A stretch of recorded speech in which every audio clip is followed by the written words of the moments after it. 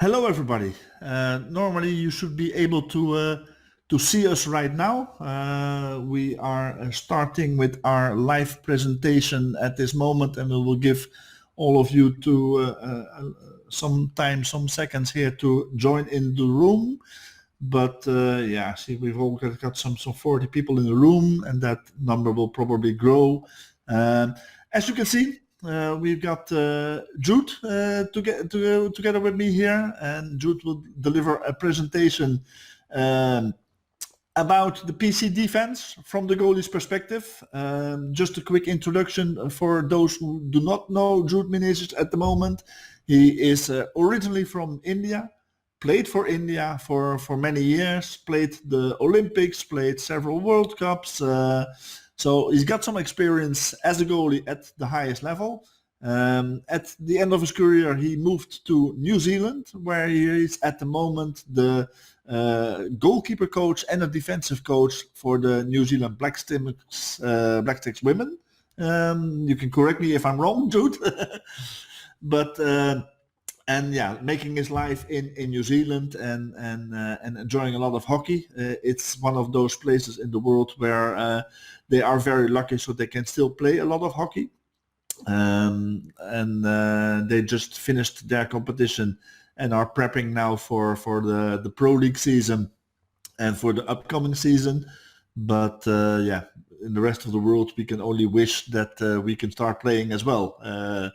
But okay, that's a different topic. Jude's going to talk to us about PC defense from a goalkeeper's perspective. The idea is, because we're doing this in a new venue, in a new system, so bear with me if things sometimes look a bit strange or go wrong. But the idea is that you can talk in the chat as usual among yourselves. If you have a question, you can ask your questions through the question button you see to the right of your screen. You will see a questions button. And if you have a question that you want to ask to Jude in person, so you want to be on stage on camera, then you can raise your hand, and then we will deal with your question on stage as well. So you can have the debate with Jude and clarify your question then. But Jude's going to do his presentation first, and we're going to end it with the Q&A. So all of the questions, you can ask them whenever you think of a question, but we will deal with all the questions at the end of our presentation. So Jude, the floor is all yours. Yeah, thanks a lot, Ernst. Thanks for inviting me over to do this talk. Hi, good evening from New Zealand to everybody. I know it's different times to different people, but thank you for tuning in. I just want to have a discussion on my learnings that I've had with in my playing days, and also as a coach on what we do in penalty corner defense. So it's from the goalkeeper's perspective, but I'm a bit biased, so I think all goalkeepers are great. So we're the smartest people on the field, so we make it look like it's our decision all the time to take the initiative for the penalty corners. The aim is to keep it as simple as possible, and I just want to make sure we are dealing with a running out that most clubs, most teams do. So we'll discuss that. The concepts and the principles remain the same regardless of what you run. So yeah, I'm ready to get started. I'm going to start sharing my screen now. So if you can just let me know if you can see my screen. Okay, let's get straight into it. Let's dive into this. Yeah.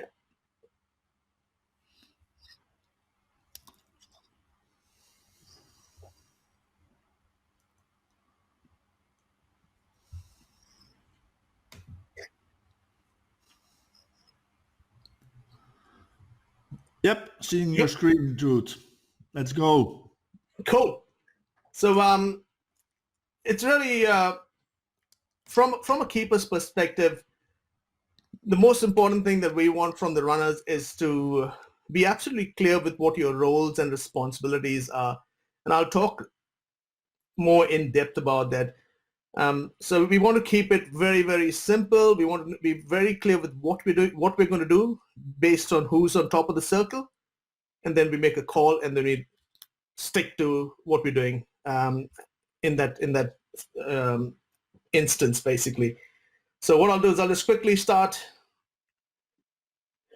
basic principles. So it's not gospel, but for me, I spoke to 4 current international goalkeepers, and what most of them almost had similar views on what they expect. So firstly, as goalkeepers, they want a clear line of sight because they want to watch the ball. Okay, if they see the ball, we can actually make a save. So it's really important to give your keeper a clear line of sight. Second point is we want the runners to put some pressure on the ball. The quality of flickers are so good nowadays that if you give them a free flick at goal, you're going to pay. So you're going to make sure that you're putting some pressure on the ball. Real clear roles and responsibilities for the second, third, and the fourth runner, telling them exactly what their roles are, discussing what happens in the second phase, what happens if there's a breakdown. So you have clear ideas, and then if it doesn't go to plan, you just adapt. And a lot of times we give the message, says play what's in front of you, because a lot of times it doesn't go to plan. It doesn't go by the script, and that's hockey for you. And it's just like that. We've got to make sure the team that adapts best usually sort of comes out on top. And the last sort of point is to have trust in your runners. Have trust that everybody's going to be doing their role. Trust your process, because the speed is so great in current day hockey in terms of the execution. You got to have trust in what the other 4 runners are doing. So as a keeper, trust your process, trust your training, and then my thing all the time is watch the ball. You really have to watch the ball.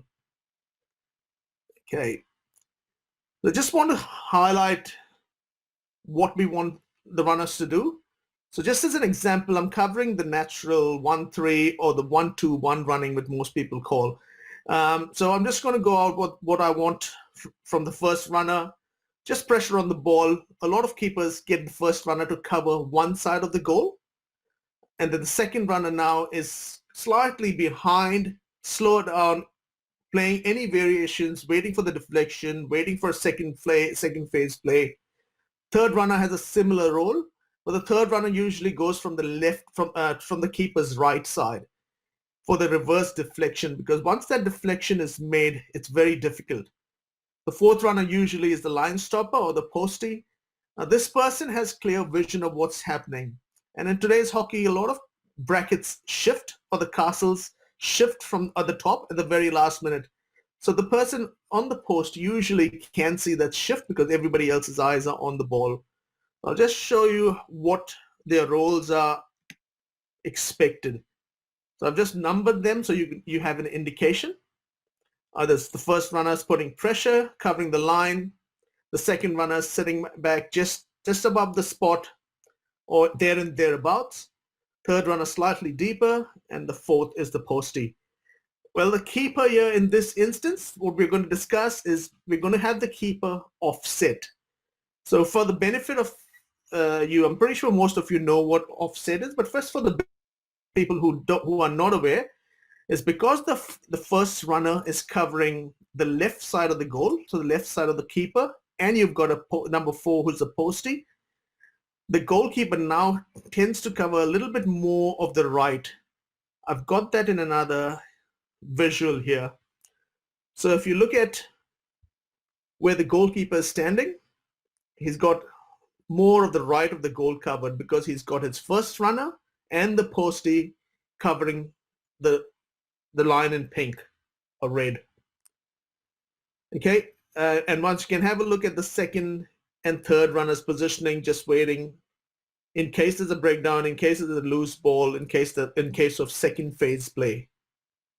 What I want you to watch at the top of that thing is there are 3 blue shirts running back to help the defense as well. So that's a really important part of penalty corner defense, which you will have to have worked prior to the thing. So that's part of your process. You have to have everybody, or at least 3 people, coming back to help out in case of breakdown play. Okay, so this gives you a little bit of an idea of what the shape looks like in this instance, in this running. Now, bear in mind, there are different teams use different running styles. This is just one of them, and we're going to talk about it because the concepts, the principles, and the fundamentals of these remain fairly constant. And this hasn't changed over the years. It's just that the execution has gotten better, flickers have gotten better, and the general skill set in our game has really gotten so much better in the last, say, 10 years or so. So cool. I hope that gives you a good indicator of what it means, what I mean by when a keeper's offset. Okay, so I'll go down to the next slide. So just slow me down if you think I'm going too fast, okay? I usually have the tendency of talking a bit too fast. So I did some sort of stats, and the approximate time taken for the injection, which means the ball being pulled out from the baseline, to the trapper on the top of the circle and the flick. So in the women's game, that's approximately 2.5 seconds. In the men's game, it's under 2 seconds. So that's pretty quick. If you have to think about it, it's really, really quick. The execution is so quick. You have to have it coming back to our principles. We always try to coach on principles. So that trust that everybody's going to do their role has to be there, because there is no time to have any conversations there. You just watch the ball, and then play the ball.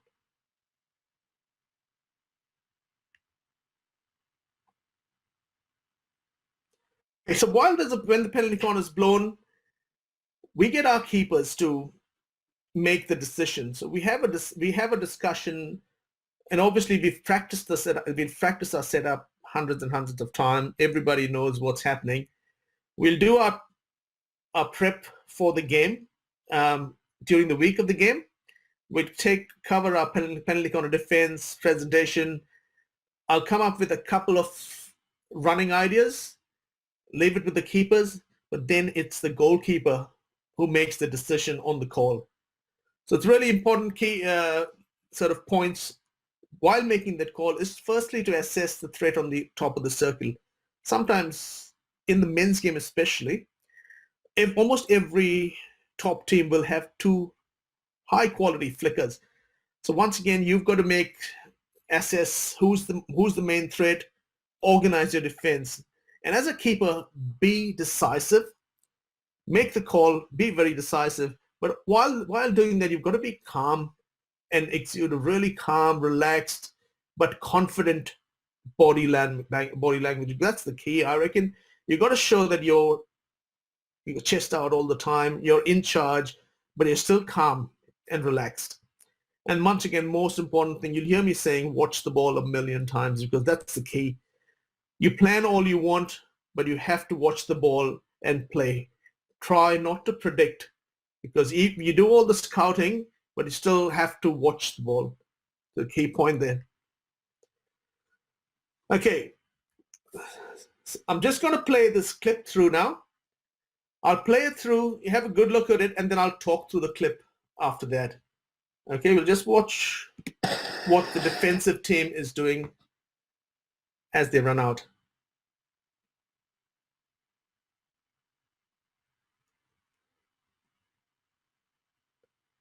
So just watching their setup there.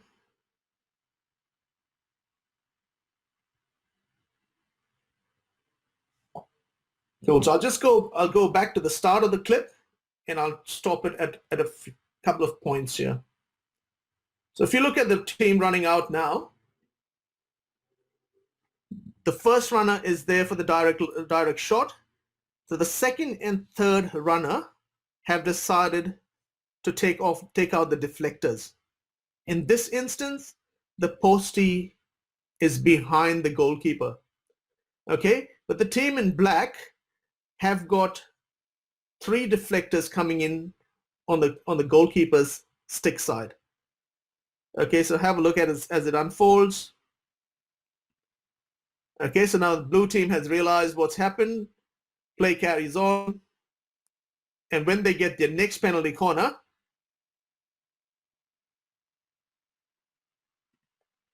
they have now decided to send the second runner across to cover that triple threat that the black team had. But what the black team has also done is they've trapped the ball on the other side, and now they've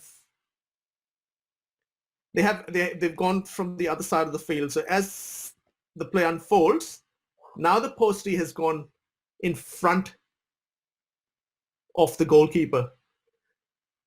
Okay, the execution doesn't come off, but I think they've done a really good job by trying to get there and disrupt. So sometimes you're not going to be able to stop everything, but what you can do is make yourself as big as possible, disrupt, get out there and try to do something to influence play. Okay, once again, coming back to what we want to have all the time.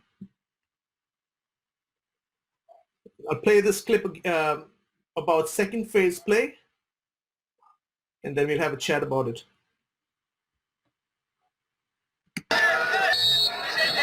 Oh, sorry about that. So I want you to watch the second runner here, third runner.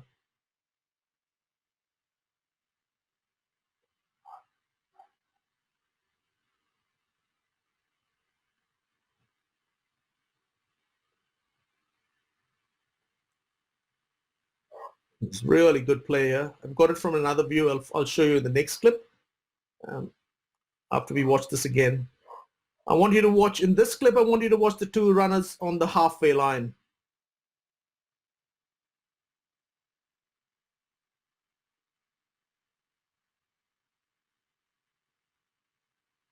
Once again, process. It's always important that those two guys keep coming back. I'll go through these clips again.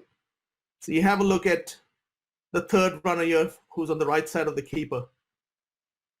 Good first running line. Gets a touch. Second phase play. Good pressure on the ball. Shot from wide. Keeper's in position. Easy save.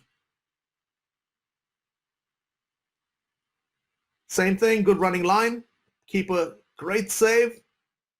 But really good work from the three boys in yellow who jumped in front, boxed out any threat to the goal here. Watch the two guys running back.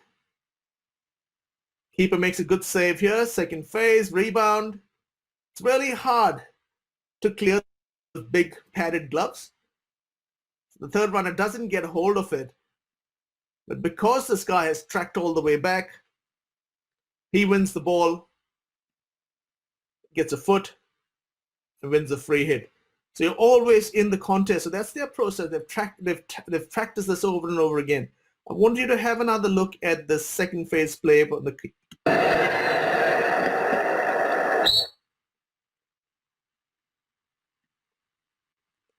Yep, so I want you to watch the reaction of the second and third runner, okay? So it's fallen straight for the striker, but as soon as they come in, they box the keeper, the strikers out there. So there's yellow shirts all around the keeper offering protection. Keeper's made a brilliant save by just getting into position, being big, but the clearance is really special.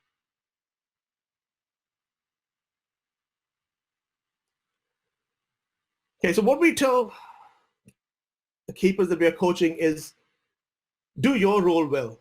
So if you decide to offset, trust everybody else is doing their role, then it should be an easy save. Okay, so if you have a look at, I keep forgetting to put my volume off. Yep, offset, easy save. Okay, because everyone's running lines are good, set positions. Okay. The triple threat on top of the circle here, so three trappers. So you've got to really pick your line, know exactly which castle is coming from, trust that everyone's doing the job. Goes wide, postie, good clearance. Okay, mix it up, threw in some for the women's game.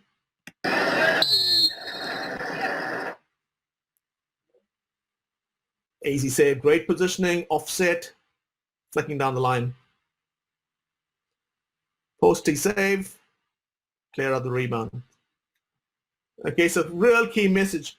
In this instance, I just want you to look at the third runner's positioning. So the running lines, once again, all the emphasis with the keepers, you're telling them, just tell your runners, do your role, do your role, do your role, trust what you're doing.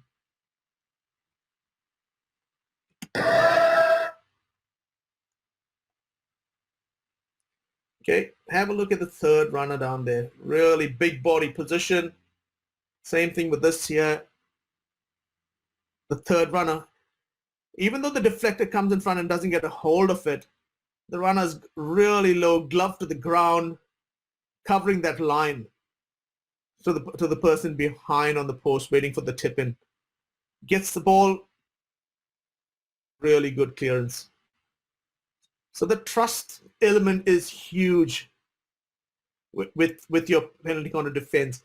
It's really important to understand that in a set piece, less is more.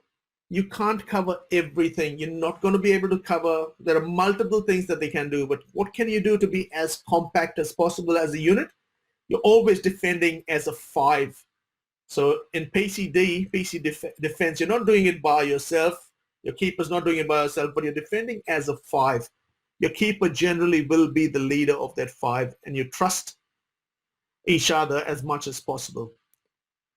The more you have a plan and you execute that, you're more than likely to win a few battles or win more battles than you lose. It's really important to be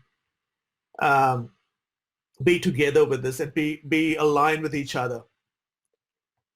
So for me, the key takeaways in this whole sort of presentation here is you have to prepare well. You have to do your homework. You have to scout your opposition. At whatever level you're playing, you have to have an idea of what is coming, what's the threat at the top of the circle, and you can plan accordingly. The attention to detail is key because sometimes you're just looking at who's their number one trapper. Where does the ball go to most of the time? Whom does it go to?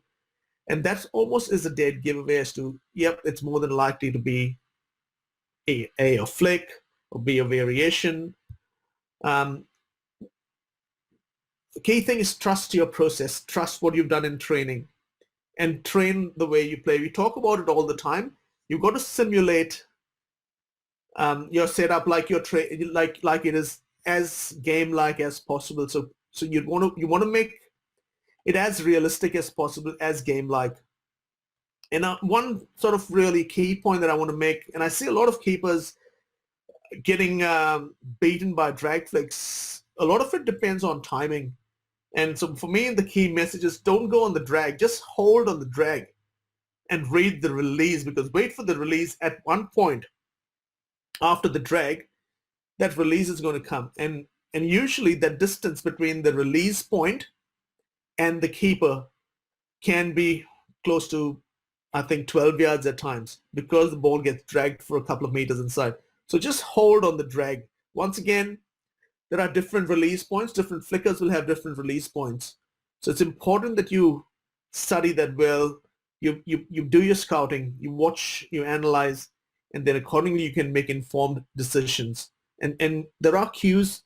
So if you're diligent, if you really pay attention to detail, you'll find ways to read how you defend the drag flicks. And usually the keepers really take a lead in this. It's a big role that the keepers have to play in this. In our game now, the game is either won or lost in either circles. So if you're good in the attacking circle, you put away your chances. You do really well in the defensive circle, defend the set pieces against you. You're gonna come on the winning side more often than not. So it's really important to be very, very clinical, both in attack and the defensive circle, because that's where the game's at. That's for me, at least, that's the business end of the park, both circles. So what we do with our keepers, we try to sort of get them to work on the flicks. I'll use my lacrosse stick and keep flicking in different zones, different time, different release points, different castles.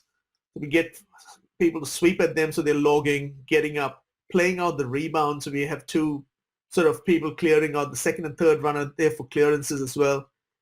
It's really important to when you're practicing, to practice with a postie, because as you've seen in some of the clips, the height of the postie varies quite a bit sometimes, and that's a personal preference as well. There's no right or wrong. It's just, what do you prefer as a keeper? What's your preference? Like we have recommendations, but eventually if the keeper says, no, I want the postie behind me, so be it, we go with it. Or if I want the postie in front of me, it's an interesting discussion point that I'd like to sort of talk about after this, because there are merits in having your postie in those positions.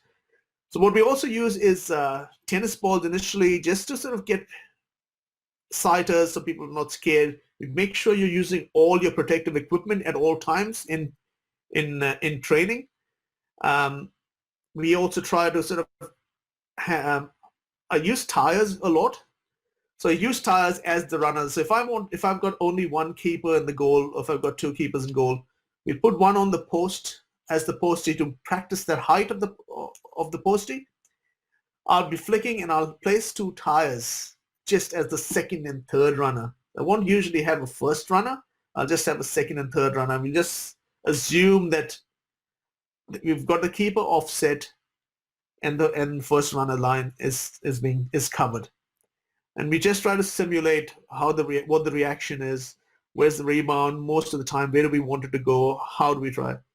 Now, offsetting, depending on your running out, can be on both sides as well. It doesn't always have to be. Okay, so a lot of teams do offset either side. You can pick and choose when you want to do that, and that will vary your running. So other things we try to do is we create squad competitions. So that can get quite interesting, because it's a very competitive environment and not many people like losing. So those squad contests are really good, but it gives you good insights on what people do for penalty corners and how we react to stuff.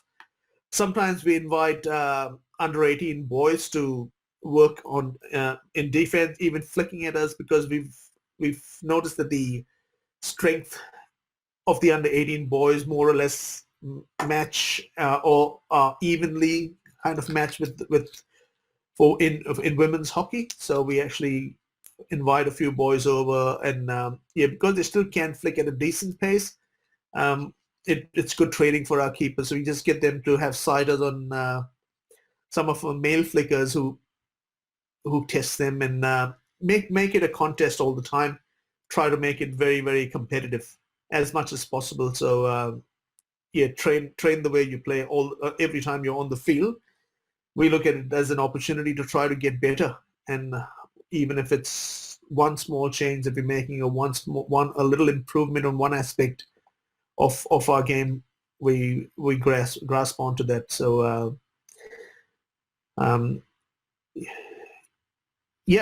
that's pretty much what I've got for today. I'm happy to go a few things if you want to keep having a discussion, and happy to exchange some ideas. And probably for me, it's more about learning. I don't know everything. I'm still trying to learn. I'm still trying to figure things out, and we learn something new every day. So I'm happy to sort of have a chat and carry on with that learning process. Okay, let's go to some of the questions then. Meanwhile, Jude, can you kill your screen share so that we can put you on the big screen again? Yeah. And then let's go through some of the questions here. So still, people, if you have questions, ask them in the questions tab, and we will see that and deal from there. If you want to ask your question on screen, do the raise hand feature, and you can come on screen to ask your question as well. But let's go with a first question. How do you deal with strikers cutting the line from the first runner? Well, in our game, it's easy. We've got referral. And when there's no referral, it becomes a little bit of a challenge. So if the umpire doesn't pick up on that, that's pretty hard. We tell our strikers not to waver, not to go, so run the line, because if that person is on our line, then we want to make that contact because we'll get the free hit in our favor. But it's easier at club levels or some levels where there's no video, it becomes a bit of a challenge. Gary Wright asked the question, does the benefit of crossing the goalkeeper and blocking the line of sight outweigh starting 2-on-2 rather than 3-on-1? Personally, and from some of the keepers that I've spoken to, they would prefer the clear line of sight, because if they see the ball, they can then trust their training and react to the ball. Well, there are going to be some really good flickers who will beat you, but most of the time, if you see the ball and you've got everything in the right place, you're more than likely to make that save. So the keepers that we talk to, and like even personally, I would like to see the ball to give me a chance to make a save. Julian Morin, who is from a goalie parent and team coach, multiple castles. Do you have the first runner run further left to be able to swing across and cover, or have a second runner come out further? So depending on, like as I talked about with the scouting, when usually at school levels or even lower club levels, you will have one good trapper or one good flicker. So generally you have an indication as to which castle to target. Okay, so you can send your first runner out there to whichever castle you think is the threat, where the main flicker and the main trapper is. And then your second runner goes out a little bit slower, just in case there's a layoff or they drop it to the person beside. The second runner can step up and challenge the ball. So at times when, like, we also ask our first runners at club level maybe to go at 80%. So you're not running at full tilt, you're running at 80% just to read the play. You're still covering the line to goal if required. In women's hockey, and especially at club level, we often see that women goalies often lie down even before the shot is taken, because not all can drag flick, obviously. Is it your opinion that they should always stay on their feet, or is it a good tactic to lie down early? I wouldn't advise lying down early. For me, it's all about timing. And if you've got a really good striker, or someone who's got a good upright hit or a good strong sweep, then by lying down, if your timing is right, it's an easy save. It's a real easy save because the first strike has to hit the board. So you're covering a lot of the goalpost by just logging or lying down. However, if the shot's not, if you don't think there's a powerful hitter up there and it's not a threat, then there's no harm in just standing up as well. But if you're lying down, your timing has got to be perfect. Do not go down early, because then you can play around you, put a deflection through or a variation through. Or the tip in. Huh? Or the tip in is always very dangerous. Once you've committed, you're in trouble. Absolutely, absolutely. Gareth asks you, how often would you practice the roles of those on the halfway line? Or is this limited to video and tactical sessions in the classroom? We expect them to come back every time. So we told them, so once they're on the halfway line, so we practice it in the inter-squad kind of competition. If we're having a squad game, then that's when we practice it. But we don't do it in a general thing, to be honest. We just know their roles. These are the roles, and as soon as the ball is injected, we have at least 3 trying to scream back. So it's one of those things with those are your roles and responsibilities. That's our process, and everyone in penalty con defense is aware of that. Yeah. If we're having an intra-squad match, then that's when we can actually put that into effect. You can yell at the guys who are not running. Yeah. What's your advice for coaches who do not have a dedicated goalkeeper trainer for their team? How to involve the goalie in your training more?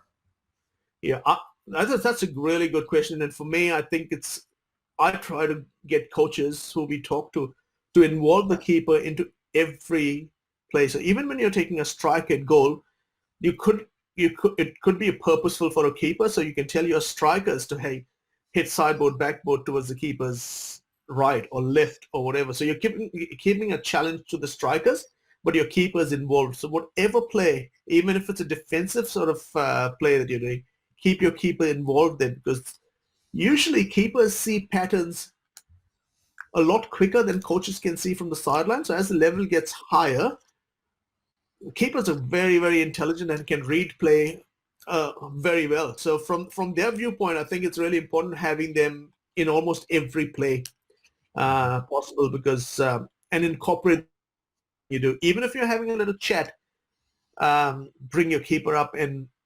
involve them in that conversation, because otherwise, especially when you're coaching young kids or at lower levels, keepers can get really frustrated because they're not involved in anything. They're just standing in the goal, balls being smashed at them. So try to make their training purposeful as well. You don't have to have a goalie trainer to keep them involved. You can involve them in every drill that you're doing and every exercise that you do. Like, even if it's somewhere in the midfield, you can finish off with a shot at goal. So your keeper's actually doing something rather than standing and watching. Absolutely. Question from Darren. Great presentation, Jude. Which of your PCD key lessons apply also to junior hockey, where the ball speed is a lot lower, and which do not? Yeah, I don't think the principles really should be explained to the athlete, and they can take those learnings with them. So I don't really say do or do not. I just say, hey, this is what we've got. We won't try to encourage people to make decisions, to learn and apply those decisions on the field. So we'll give them the information. I mean, try to get them to apply that onto the field when they see it unfold. I don't know if that answers your question. If not, just re-ask the question and we will get back to it. Yes. Meanwhile, Simon here asks, would you recommend training with just a flicker at the top and just practicing the tempo of a drag out leading into it? Or do you always practice with a full PC offense as well? If we can, we always have an injector, a trapper, and the flicker, just to work on the timing, because that's the timing is the key. Just having a flick. If you've got no other option, then yes, then you can call out. So what we also call out, sort of pull, and just visualize that 2.5 seconds, or 0.8 to reach, or 0.9 seconds to reach the top, and then you work on your timing according to that. But ideally, if you can have an injector, trapper, and a flicker, because that's key for the keeper's timing, to improve on the timing, because a lot of goalkeeping is timing. If you're out there too early and you're loaded, you're just expending a lot of energy unnecessarily by loading your quads and your hamstrings. If you get the timing right, you reach at the right place, and you're ready to explode then after that. But is there also value into having a truly a full offense? So not only the injector, stopper, and the flicker, but also the guys running in. Absolutely. The more you can do PCA and your PCD with everyone, the better it is. A lot of times it's not possible, but if you can, highly advisable. Okay. Question that I got from Sergio Rotman from Argentina on the website, because it's really early still in Argentina, so I don't think he's online. But I'm going to ask the question in the name of Sergio. Do you think that goalies prefer the play with a free player sweeping the last line? So say that again. Do you think that goalies prefer to have a free player sweeping the last line? So I guess instead of really a postie at the left post, or Yes. So they can either go either side. Is that what the question is? Yeah, I I think the question is also if do they prefer to have a player who is fixed to the post or one who is just behind the goalie and also can move left and right. Yeah, usually they prefer, in my experience, they prefer to have one on one whichever side. They can choose to go your left or your right. Sometimes you have on both sides, depending on the strength of the attacker or the flicker. Mhm, But in my experience, mostly the keepers like to know what side of the goal they're taking and what side is being covered for them. mhm, mhm. Okay, question from Brett. Hi Jude. Any other thoughts around training PCD versus PCA, like adding pressure or extra protective gear, etc.? Yeah, absolutely. You have to, if you can create sort of squad competitions, get them, like we have our attackers with face masks as well, because a lot of deflections happen in contest. So get everybody in a face mask if you have access to that protective equipment. Highly recommended. We get our deflectors to put on the padded gloves as well in training. So there's no fear while diving for those balls, and you're just simulating those movements as much as possible. So Mhm. I think you can have uncontested stuff as much as possible, but throw in a contest, and every time it brings out the best in either team. So I would Mhm. highly recommend having contested PCA, PCD, because it helps both parties. Yeah, and then would you also then train in one training session always the same pattern? For instance, okay, we're focusing on the direct flick, and we're going to focus on that, or would you just have the PC attackers switch situations and do a tip in phase or a second one, go to the injector or direct and have them switch it? Yeah. So what we do is, because they've got two teams, we'll say we're playing 5 PCs each, and they can call. So they play it like it's a game. They get into a huddle and then go out and execute the PC. So it's yeah, we try not to tell the defense what's coming, and we try to get them to read the play. Sometimes we let it go beyond the 5 meter mark as well to see how the defense adapts to that. Because Hmm. just to throw in something different. Hmm. Hmm. Or sometimes you inject from the other side of the opposite side of the injection spot. And I think a couple of years ago, it might have been the Pro League, or I can't remember the tournament, but there was one. It happened in the women's game. I Germany. want, I, want, Ge- I didn't want to name the teams, but there was the defending team was actually looking where the ball is usually injected, and Germany was set up on the other side. So it was yeah. really funny to watch that there was no one there, but the whole defense was looking on that side, and then suddenly they realized, shit, the ball's on the other side. Yeah. And Yeah. yeah, so just getting throwing something different at the defense. Absolutely. Absolutely. A question from Wujati. What should the second runner do if the first runner is late in blocking the attacker? Well, the first runner usually is going in for the direct hit or flick or sweep. Hmm. So and the second runner then closes down the space if there's a rebound or if there's a layoff, and that's the general role of the second runner.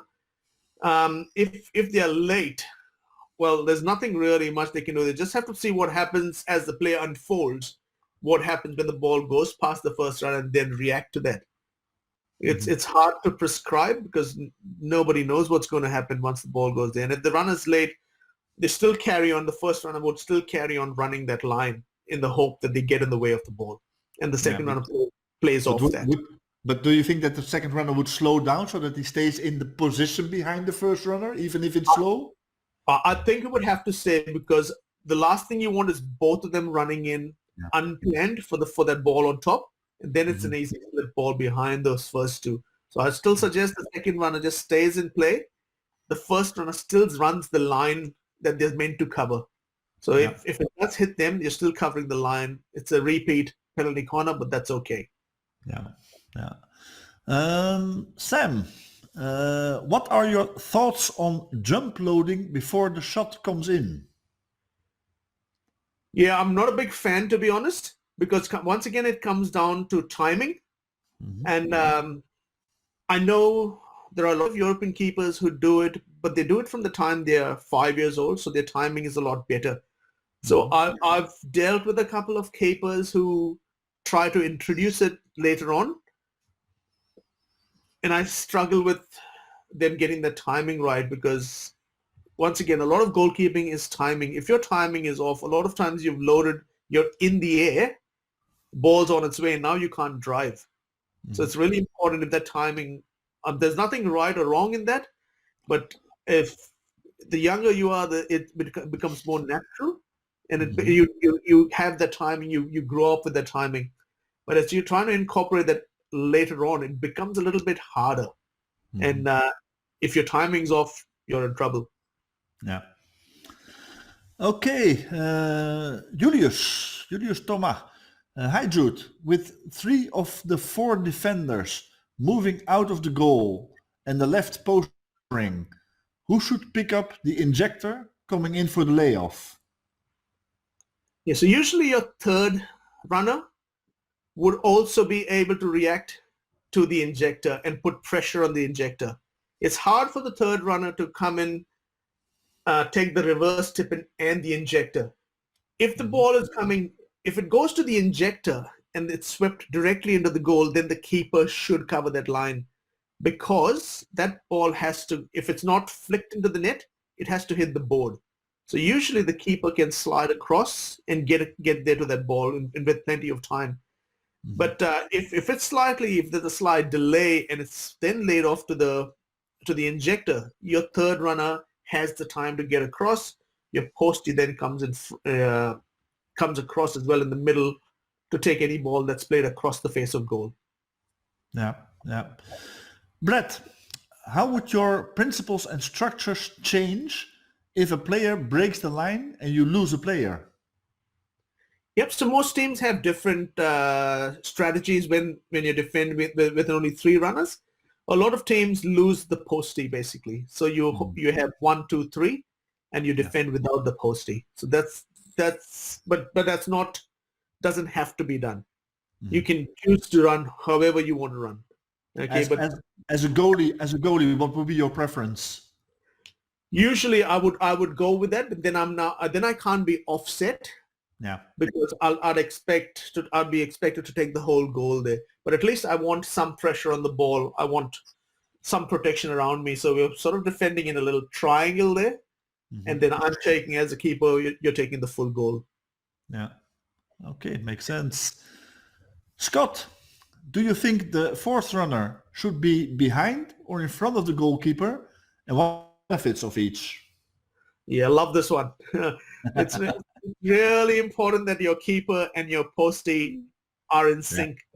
Okay, Mhm. so it- um, for me, the benefit of having the keeper behind and the postie in front is that if it hits the postie on the body and I'm the keeper behind, I'm still going for the ball. I still have a case that I'm covering the line, so it Mhm. may not be a penalty stroke. It'll put that element of doubt in the umpire's mind that, oh well, the keeper is still in the contest.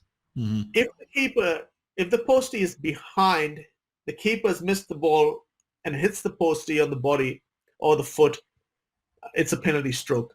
So that's the benefit I can see in keeping the postie in front.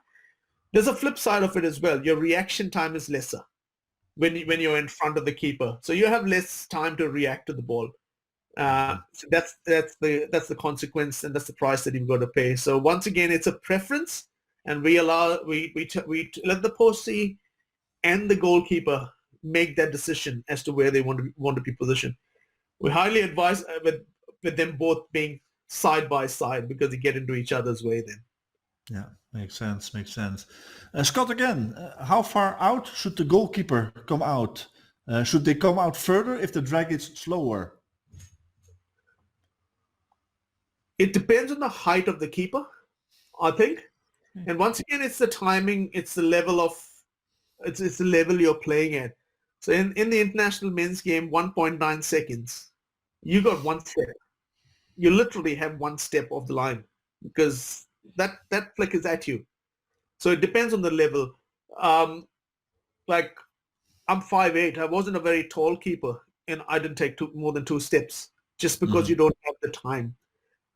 So yeah, it depends on the height of the keeper. Okay, if it's a flick, then you don't need more than 2-3 steps max, I think.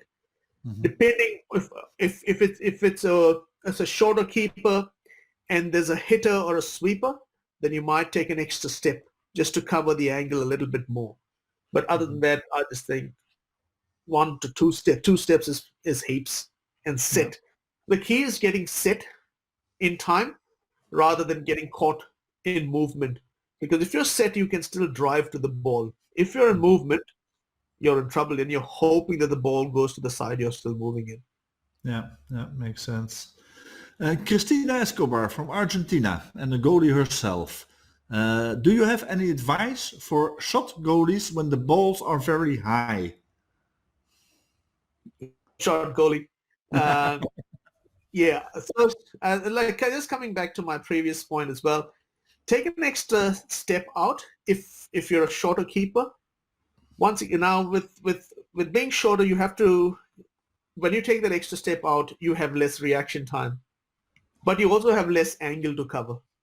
So you've got to be faster. Your foot speed has got to be pretty quicker. So you've got to work on those aspects of your goalkeeping to improve and get quicker there because you're compromising on time. If you sit back deeper, you might reach for the ball, but your legs are not long enough. You're not going to reach there. So you have to make sure that you're actually taking that extra step out, but increasing your foot speed in training to reach those balls there. Yeah. Less reaction time, but also less angle for them to score. And learn to jump. Yeah. Question from Darsh from Wellington Hockey, New Zealand. Please could you advise on any strength and conditioning exercises for pre-season? And in his case, he's coaching under 18 men. Yeah, so a lot of keepers, like I'm not a strength and conditioning coach, so we have a full, like a team of strength and conditioners, but I can give you sort of some pointers on the areas that we need to improve as keepers. So a lot of the keepers, a hip flexor is probably our most powerful muscle. You've got to have strong glutes because keepers generally are explosive athletes. So if you're the 100-meter Usain Bolt, you're not the marathon runner.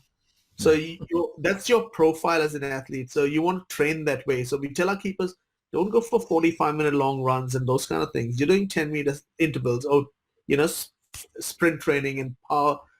So we train at our level with 3 gym sessions a week.